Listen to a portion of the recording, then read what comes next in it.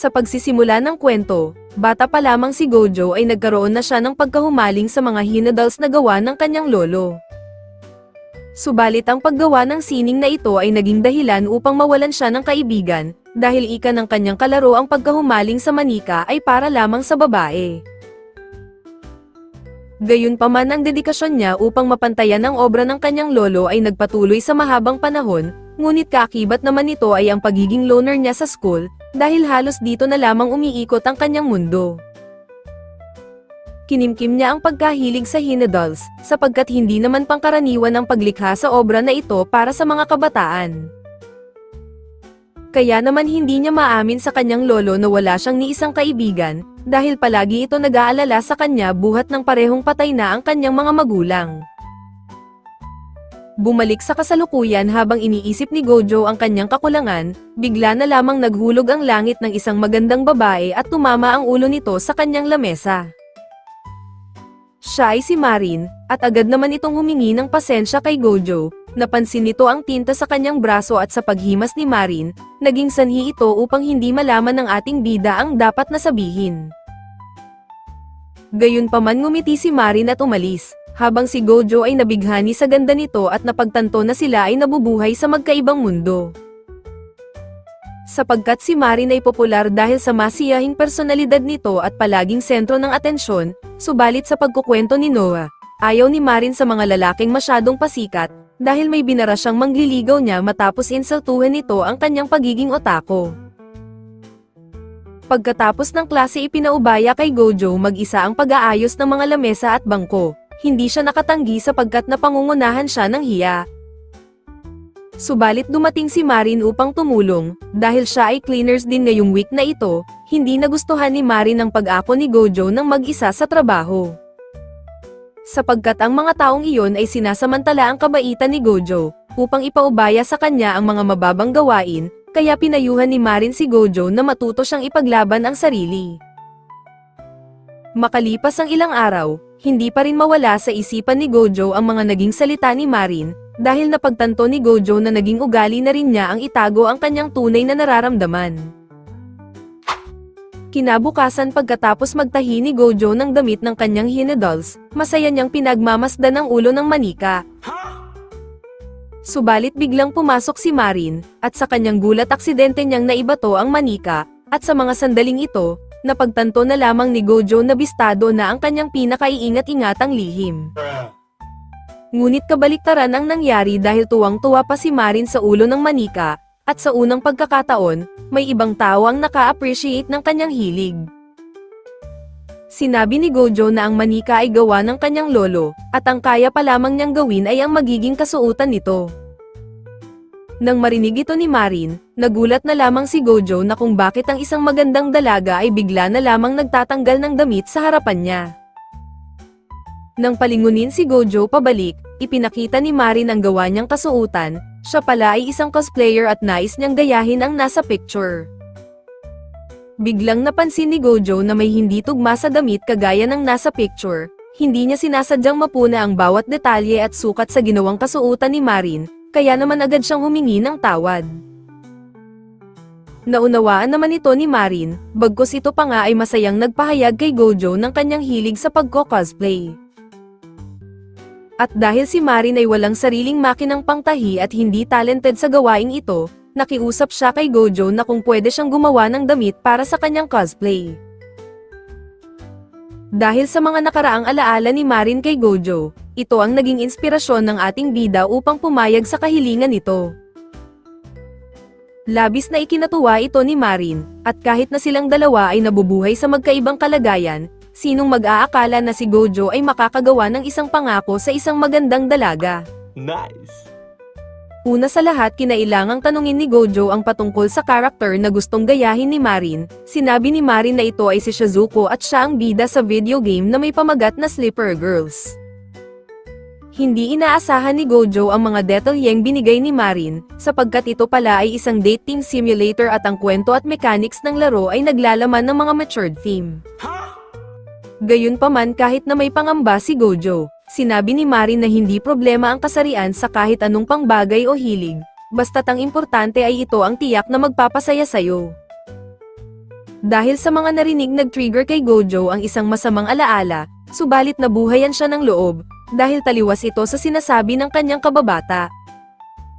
Upang maging malinaw ang lahat, ibinigay ni Marin ang isang book guide sa paggawa ng cosplay outfit, at napagpasyahan nilang simulan ang proyekto sa Lunes. Kinabukasan hindi inaasahan ni Gojo ang pagbisita ni Marin, sinabi nito na madali lamang niyang nahanap ang kanilang bahay sapagkat sa pangalan ng kanilang tindahan na Gojo Dolls. Nagdala ng pasalubong si Marin para kay Gojo, subalit bigla siyang pumasok at dumiretso sa kwarto nito. Napukaw ang atensyon ni Marin sa mga brush na ginagamit ni Gojo, samantala ang ating bida ay nagkaroon ng anxiety attack dahil ito ang kauna-unahang may napuntang babae sa kanyang kwarto. Bigla siyang natauhan nang sabihin ni Marin na ngayon na nila sisimulan ang proyekto, ngunit nahihiya si Gojo dahil nabasa niya kagabi na kailangang sukatan si Marin ng naka-underwear lamang. Walang pag-aalinlangang naghubad si Marin, sapagkat siya ay naka two-piece naman daw at hindi naka-underwear, at sa palagay niya ay nasolve na ang malaking problema ni Gojo. Gayunpaman sinubukan ni Gojo lakasan ang kanyang loob, subalit hindi siya makakuha ng tamang sukat sapagkat natatalo pa rin siya ng matinding tukso. Sa pagkakataong ito sinampal ni Gojo ang kanyang sarili, dahil ayaw niyang biguin si Marin sa pangarap nito, kaya naman tumindig siya bilang isang tunay na lalaki at maayos na sinukatan si Marin. Nang akala ni Gojo ay tapos na ang kanyang matinding kalbaryo, subalit sinabi ni Marin na kailangang sukatin din ang kanyang dibdib, dahil lagi siyang nagkakamali kapag siya mismo ang magsusukat sa sarili. Dahil wala nang atrasan, parang isang final boss ang pagsukat sa mga melons ni Marin, at kinakailangan niya ng matinding konsentrasyon upang makuha ang tamang sukat, dahil talaga naman naubos ang kanyang lakas dito. Matapos may sulat ang huling sukat, naghanda si Gojo upang gawin ang pinakahuling bahagi ng trabaho, subalit sa kakaibang postura nilang dalawa biglang namula si Marin. Inisip ni Gojo na baka naiinitan lamang si Marin, kaya agad niyang binuksan ang aircon para dito. Sa pagtatapos ng araw, ibinahagi ni Marin ang 2 kopya ng laro upang makakuha ng lubos na detalye si Gojo sa costume ng ginagaya nilang karakter. Kinagabihan si Lolo Kauro ay nakarinig ng kakaibang ingay sa kwarto ni Gojo, nakita niya itong naglalaro ng Slippery Girls, inisip na lamang ni Lolo na nasa tamang edad na ang kanyang apo, pero laking gulat niya nang makuha pa nitong mag-take notes habang naglalaro. Kaya naman isang gabi na naginip si Gojo kung saan si Marin ay suot ang outfit ni Shizuko sa laro, subalit si Marin ay unti-unting nagbabago ang personalidad at sinimulang akitin si Gojo.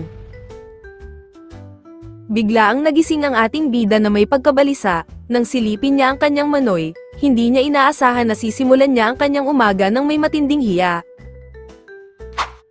Pagdating sa eskwelahan hindi alam ni Gojo kung paano haharapin si Marin, subalit saktong namataan niya ito sa malayo habang naglalakad at pinupuri ng mga tao. Nang sinubukan niyang umiwas, nakita pa rin siya ni Marin at nagpasalamat sa ginawa nila nung araw ng Sabado. Hindi may pinta ang mukha ni Gojo dahil sa mga nakaraang awkward moments nila at sa naging panaginip niya kanina, kaya naman napansin ng isa sa kaibigan ni Marin na mukhang hindi komportable si Gojo. Iginiit ito ni Marin at biglang dumkit ang melon nito sa siko ni Gojo, subalit ang closeness nila na ito ay hindi akma sa paningin ng iba at ang ating bida ay sinimulang hamakin ng mga tao. At sa tuwing makikipag-usap si Marin kay Gojo ay pilit itong umiiwas, at ang naging eksena sa buong maghapon ay tila naging tago-taguan. Habang papauwi na tiyempuhan siya ni Marin at nag-alok na sila ay mag-shopping, subalit napansin ni Gojo ang tingin ng mga tao agad siyang tumanggi at tumakbo paalis. Sa mga sandaling ito nagpas siyang magtago si Gojo sa gilid ng kalsada na parang tanga, ngunit biglang lumitaw si Marin at kinumpronta siya sa patuloy na pag-iwas sa kanya. Inamin ni Gojo na naiilang siya kapag may nakakakita sa kanilang ibang tao, dahil nakarinig siya ng negatibong komento at inakalang sila ay magjowa. Subalit pabirong sinabi ni Marin na panindigan na nila ang tsismis na ito, at agad na kinuha ang kamay ni Gojo upang sila ay magkasamang mamili. Pagkarating sa mall, nagulat si Marin sa effort na ibinigay ni Gojo sa pagkaka-layout sa gagayahin nilang karakter. Ipinaliwanag ni Gojo ang mga kakailanganing materyales para maisakatuparan ang magiging costume. Una muna ay pumili sila ng tela na pinakaangkop ayon sa background ng karakter. Subalit napagtanto ni Gojo na napakamahal pala ng tela na ito at kulang ang dala niyang pera, pero hindi iyon problema dahil may sapat na pera si Marin para bilhin ang lahat ng materyales. Matapos nito maiging binusisi ng ating bida ang lahat at maging ang perpektong kulay ng wig, dahil dito nagpasalamat si Marin kay Gojo sa laki ng naitulong nito sa kanya. Subalit ang mga sumunod na eksena ay hindi inaasahan ni Gojo dahil ultimo garter at stock ang nagagamitin, ay gusto ni Marin ay siya pa rin ang pipili, kaya naman matinding hiya ang inabot ni Gojo sa loob ng store. Habang sila ay pauwi na pag-usapan nila ang tungkol sa larong Slippery Girls, at dahil ito ay naglalaman ng mga tahasang pangyayari, ang mga tao ay nagulat nang marinig ang kanilang pinag-uusapan. Gayunpaman ang kanilang pag-uusap ay napunta sa mga ilang cosplayer, kaya naman ipinakita ni Marin si Saju na isang tanyag na cosplayer at sikat din maging sa social media. Napansin ni Marin na tahimik si Gojo at hindi masyadong nagbibigay ng komento sa mga cosplayer. Nagpunmanhin naman si Gojo at ikinwento niya ang unang beses na humanga siya sa mga kagandahan ng Hina Dolls. Simula noon nagkaroon na ito ng espesyal na parte sa kanyang puso, kaya naman para sa kanya ang puso ang nagpapasya upang masabi niya ang kagandahan ng isang tao. Naiintindihan ni Marin ang nais na ipabatid ni Gojo, magkaiba man sila ng hilig, nagkakaisa naman silang dalawa kung paano igagalang ang nararamdaman ng bawat isa. Pagdating nila sa istasyon ng tren, nasabi ni Marin na balak niyang dumalo sa isang cosplay event at ito ay gaganapin na sa susunod na 2 linggo. Labis ang pagkabalisa ni Gojo nang marinig ang sinabi ni Marin, sapagkat ito ang unang beses na siya ay gagawa ng damit pang tao at meron lamang siyang 2 linggo upang tapusin ito. Pagdating niya sa bahay natuwa ang lolo niya nang malaman na namili siya kasama ang kanyang kaibigan, subalit biglang natumba ang bag at nakita nito ang stockings, sa pagkagulat nito nawalan siya ng balanse at kinailangang dalhin sa ospital. Dahil sa pag-aalala pumunta din ang pinsan ni Gojo na si Miyori upang kamustahin ang kalagayan ng kanilang lolo. Ayon sa doktor kinailangang magpahinga ni Lolo Kauro sa loob ng 2 linggo. Iminungkahi ni Miyori na manatili si Lolo Kauro sa kanyang bahay habang nagpapagaling pa ito, sumang-ayon naman si Gojo pero labis pa rin ang kanyang pag-aalala. Sa eskwelahan na kwento ni Gojo ang nangyari sa kanyang lolo. Ramdam ni Marin ang pag-aalala ng ating bida kaya nagmungkahi din ito na tumulong kahit man lang sa mga gawaing bahay. Tumanggi si Gojo kaya ibinigay na lamang ni Marin ang number niya kung sakaling kailanganin ng kanyang tulong. At habang sila ay pabalik sa klase, sumasagi sa isipan ni Gojo na wala pa siyang nauumpisahan sa magiging damit ni Marin. Hanggang sa nabasa nila ang anunsyo na nalalapit na ang araw ng midterms, kaya lalong nabahala si Gojo dahil nagsabay-sabay ang lahat ng kanyang mga gawain. Kinagabihan nakatanggap si Gojo ng tawag sa isang kliyente at humihiling ito ng tour sa kanilang tindahan, at dahil kinabukasan na ang pagbisita ng mga ito sa una ay tumanggi si Gojo. Subalit ang mga bisitang ito ay galing pa sa France, kaya napilitang sumangayon si Gojo kahit labis na abala siya sa kanyang mga ginagawa. Sa mga sumunod na araw mag-isang trinabaho ni Gojo ang lahat pati ang pagmamando ng kanilang tindahan, at kahit sa pagtatapos ng kanilang exam kita pa rin kay Gojo ang labis na pagkaabala. Sa pag-aalala ni Marin sinubukan niyang dalawin si Gojo sa kanilang bahay upang sila ay magkasamang maghapunan, subalit halos patay ang mga ilaw at inakala ni Marin na lumabas ito para bumisita sa kanyang lolo. Pero ang katotohanan, si Gojo ay labis ng pagod at problemado dahil sa mabagal na progreso sa paggawa niya ng damit. Labis na nangangamba si Gojo dahil ayaw niyang biguin si Marin, at nang makita niya ang kanyang brush nakadama siya ng lungkot, dahil kahit sa pangarap niya bilang isang doll maker ay hindi niya magawang mapagtagumpayan. Subalit sa paggunita ng paalala ng kanyang lolo at sa mga ngiti ni Marin, itinuloy niya ang trabaho dahil sinabi ng kanyang lolo na kahit anong hirap ng isang bagay, basta't mahal mo ito, tiyak na sigurado ang iyong tagumpay. Kinaumagahan nakatanggap si Marin ng mensahe na tapos na ang kanyang damit, nang makita na mangha siya sa kagandahan nito. Sinabi sa kanya ni Gojo na pwede na niyang gamitin ito sa darating na event, ngunit nagulat si Marin dahil napagtanto niya na inakala ni Gojo na siya ay dadalo na agad sa mga unang araw ng cosplay event. Agad na humingi ng tawad si Marin, dahil ang talagang nais niya ay hintayin lamang ang damit kahit gaano pa katagal, dahil maraming pagkakataon pang darating upang dumalo sa mga event. Sa kabila ng lahat nakaramdam si Gojo ng ginhawa, sapagkat marami pang oras ang natitira kung sakaling may kailangang baguhin sa damit. Subalit napaiyak pa din si Marin dahil wala siyang ideya na ganito pala kahirap gawin ang damit, at dahil hindi niya nilinaw ang detalye sobrang napagod si Gojo. Nag-sorry din si Gojo sapagkat hindi man lang siya nag-a-update kay Marin, kahit na sila ay nagpalitan pa ng mga number. Gayunpaman para tumahan na si Marin iminungkahi ni Gojo na sukatin nito ang damit, una ay inayos ni Gojo ang buhok ni Marin, sumunod ay pinagtutuunan nila ng pansin upang malaman ang babagay na pilikmata. Inilabas ni Gojo ang kanyang mga eyelashes na ginagamit niya sa paggawa ng mga Hina dolls, dahil dito humanga si Marin nang makita ang litrato ng mga ito. Hindi sinasadyang masabi ni Gojo ang pangarap niyang maging kasing galing ng kanyang lolo sa paggawa ng mga Hina dolls, kaya naman ipinahayag ni Marin ang suporta at paniniwala na makakamit ito ni Gojo balang araw.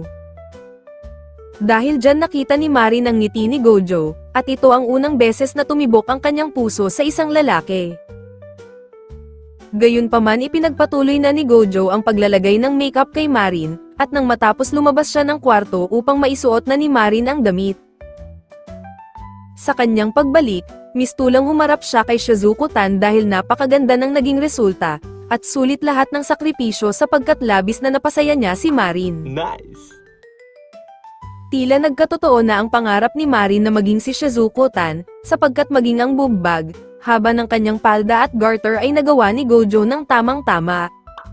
Nice! Kaya naman humiling si Marin na kuhanan siya ng litrato. Sa unang kuha ay napansin ni Gojo na ang pag-post ni Marin ay galing sa kanyang sariling estilo. Kaya iminungkahi ni Gojo na mag-post si Marin ayon sa karakter ni Shizuko. Gamit ang puting pintuan dito nila pinagpatuloy ang pagkuha ng mga litrato at namangha naman si Gojo sa naging resulta. Nang makita ni Marin ang ilan sa kanilang mga kuha, labis siyang natuwa kaya agad siyang gumawa ng cosplay account para i-upload ang mga pictures, dahil dito nakapagdesisyon si Marin na ituloy na lang ang pagdalo kinabukasan sa event. Sa araw ng event namangha si Marin sa dami ng mga cosplayer na dumalo, at ilan pa nga sa mga ito ay ilang mga celebrity cosplayer. Ngunit si Gojo ay hindi mapalagay dahil pinagtitinginan sila ng mga tao, sapagkat naiisip niya na out of place siya marahil sa kanyang pambahay na pananamit. Subalit ibahin mo si Marin dahil sa palagay niya ay nakakaagaw sila ng atensyon, marahil dito sa pinagmamalaki niyang joga. Upang mabawasan ang nerbiyos ni Gojo, nagpa siya silang magpunta sa itaas ng venue at doon lumapit ang isang photographer, at humiling ng isang photoshoot kay Marin. Ito ang pinakauna-unahang photoshoot ni Marin, kaya naman humiling din siya na makipag-selfie sa photographer dahil isang karangalan ito para sa kanya.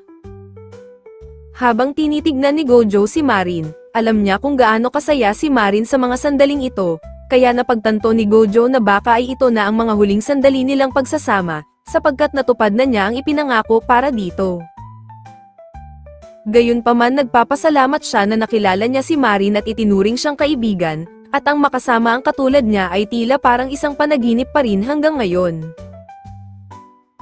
Si Marin ay dali-dali ang lumapit sa kanya at hinihingal dahil sa init, ipinagtapat nito sa kanya na kaninang umaga ay nilagyan ni Marin ang kanyang bra ng padang, nang sa ganon ay magmukhang malaki ang kanyang joga. Subalit ang pakiramdam ni Marin na ang kanyang damit ay tila malapit ng sumabog, sinabi ni Gojo na sakto lamang sa kanya ang sukat ng damit at ang tela nito ay medyo makapal, kaya agad niyang dinala si Marin sa mas preskong lugar. Binigyan ni Gojo si Marin ng kulang patch upang maginhawaan ito, at habang pinupunasan ni Marin ang kanyang mga pawis, hindi naman mapakali ang mga mata ni Gojo. Yeah, boy! Sumunod ay humiling si Marin kay Gojo na buksan ang zipper ng kanyang damit, at dahil wala ng oras para magpanik ginawa niya ito at nakarinig siya ng hindi inaasahang ungol mula kay Marin. Nakiusap na din si Marin kay Gojo na panasan ang kanyang likod, At kahit may pag-aatubili ginawa ito ni Gojo at sinabihan na rin niya si Marin na kung pwede ay hinaan ang boses nito. At nang maging okay na si Marin nagpasya na silang bumalik sa venue, at humingi ng panmanin sa photographer na naantala niya kanina. Habang ipinagpapatuloy nila ang photoshoot, biglang hinangin ang palda ni Marin at nakita ang mga markings niya sa mga hita. Agad namang nagsorry ang babae at binura ang pictures, subalit nagulat sila ni Gojo nang hindi man lang alintana ni Marin ang insidente. Sa kanilang pag-uwi nagpasalamat si Gojo kay Marin sa pag-imbita sa kanya sa event, at hindi pa nga sila nakakauwi nagtanong na agad si Marin kung anong cosplay ang susunod nilang gagawin. Gayunpaman napansin ni Marin kung gaano kasaya si Gojo na magpapatuloy ang kanilang pagtutulungan, at habang si Marin ay tumitingin ng kakailanganin nila sa susunod na cosplay, napansin niyang inaantok si Gojo. At habang si Marin ay nagkukwento ng masasayang karanasan sa naging event, narinig niya ang sinabi ni Gojo na napakaganda niya sa buong araw na ito. Sa mga sandaling ito naalala niya ang mga sinabi ni Gojo, na ang pagpuri nito sa kagandahan ng isang tao ay nagmumula sa kanyang puso. Kinabukasan nagpaturo si Marin kay Gojo ng tamang paglaban ng wig na kanyang ginamit, at habang ginagawa niya ito unti-unti nang nafo-fall si Marin sa tuwing napapasulyap siya kay Gojo. Samantala makikita naman si Lolo Kauro na pauwi na sa kanilang bahay, subalit sa kanyang pagdating nagulat siya nang makitang may hawak na dress si Gojo at nag-uwi pa ng babae. Kinalaunan nalaman din ni Lolo Kauro ang pagkakaibigan ni Marin at Gojo. Humanga siya sa ginawang damit ng kanyang apo pero ipinaliwanag din ni Gojo na hindi papalido ang pagkakayari dito. Habang nag-uusap ang maglolo, nakumpirma ni Marin ang kanyang pag-ibig para kay Gojo, at bagamat ang puso at isipan niya ay nagtatalo kung anong dapat gawin, biglang tumunog ang kanyang tiyan at gusto na niyang maglaho dahil sa sobrang hiya. Si Marin ay inaya na rin nilang maghapunan sa kanilang bahay. Nakwento din ni Marin na siya na ang nagluluto ng kanyang pagkain, dahil yumao na ang kanyang ina habang ang kanyang ama ay kinailangang magtrabaho sa malayo. Nag-alala ang dalawa nang ibinida ni Marin ang paboritong putahe na minsan niyang naluto, kaya't iminungkahi ni Lolo Kauro kay Marin na sa kanilang bahay na lang maghapunan gabi-gabi. Pagkatapos kumain hinatid ni Gojo si Marin sa istasyon ng tren, at bago magpaalam umaasa si Marin na magkikita pa silang ulit kinabukasan, kaya't hanggang sa pagsakay ng tren, iniisip niya kung anong mangyayari kung sakaling may relasyon nga sila ni Gojo. Kinabukasan may napansin si Lolo Kauro na isang batang babae at basang-basa ito sa ulan, kaya kanya itong pinatuloy upang makisilong muna sa kanilang tindahan. Pag-uwi ni Gojo nakasalubong niya si Lolo Kauro palabas ng bahay, banilinan siya nito na ipaghanda ang kanyang kaibigan ng maiinom pagkatapos nitong maligo. Nabahala si Gojo nang malaman ito, dahil ang alam niya si Marin ay kasalukuyang nasa kanyang part-time job, kaya't hinala niya na isang kawatan ang nakapasok sa kanilang bahay.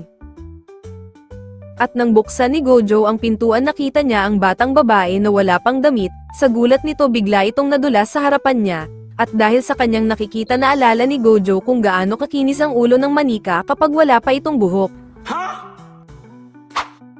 Kinalaunan agad din namang humingi ng tawad si Gojo nang tanungin niya ang dahilan ng pagbisita nito. Sinabi ng babae na gusto niya makita ang mga gawa ni Gojo. Kaya't kinuha muna ni Gojo ang personal information nito. Nalaman niya na mas matanda pa pala sa kanya ang babaeng ito at agad niyang pinag-tour ito sa kanilang shop. Sa una ay tila interesado ang babae sa mga manika, at tuwang-tuwa pang ang ibinida ni Gojo ang ilan sa mga ito, nang biglang inamin ng babae na ang totoong pakay niya ay ang cosplay outfit na gawa ng ating bida. Sinabi nito na naparito siya dahil gusto niyang mag-order ng cosplay outfit, at para mapapayag si Gojo sa kanyang gusto, sinubukan niyang i-blackmail si Gojo at kung hindi ay ipapakulong niya ito dahil sa nangyari kanina. Sa pagbanggit ulit ng babae sa kanyang pangalan, napagtanto ni Gojo na ito pala si Sajuna ang cosplayer na isa sa mga hinahangaan ni Marin, kaya naman nagulat siya kung paano nito nalaman ang lahat pati ang kanyang bahay. Nang makita ni Sajuna ang post ni Marin sa online, nagpunta siya nung araw ng event upang makita ito at nang malaman na si Gojo pala ang gumawa ng damit, napilitan siyang mag-stalk kay Gojo hanggang sa pag-uwi nito. Nang dumating si Marin para maghapunan, hindi siya makapaniwala nang makita si Sajuna sa personal at nang malaman niya na napansin pala nito ang kanyang post, mangiyak-ngiyak si Marin dahil sa tuwa. Matapos kumalma ni Marin, ipinagpatuloy na ni Sajuna ang pagnenegosasyon kay Gojo dahil gusto niyang gawan siya ng ating bida ng actual costume ng Black Lily. Dahil si Gojo ay walang alam sa anime na Flower Princess Blaze, ipinaliwanag ni Marin ang tungkol sa bida nito at ilang story plot ng palabas. Gayunpaman ipinaalam ni Sajuna na kahit pa bumili siya ng actual costume ng Black Lily sa official store, mas maganda pa din kung ipapatahi ito na sakto ang sukat para sa kanya. Kinailangan ni Sajuna na kunin ang contact information ni Gojo, para maibigay niya ang mga detalye at lahat ng kanyang sukat. Sa kabila nito, agad na nilinaw ni Sajuna kay Marin na hindi niya aagawin ang kanyang jowa, bagkus ito ay para sa communication lamang sa paggawa ng damit.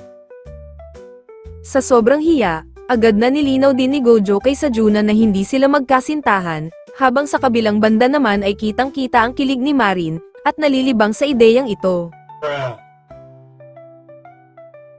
At dito muna nagtatapos ang ating recap, like and share naman dyan, maraming salamat sa palaging panonood.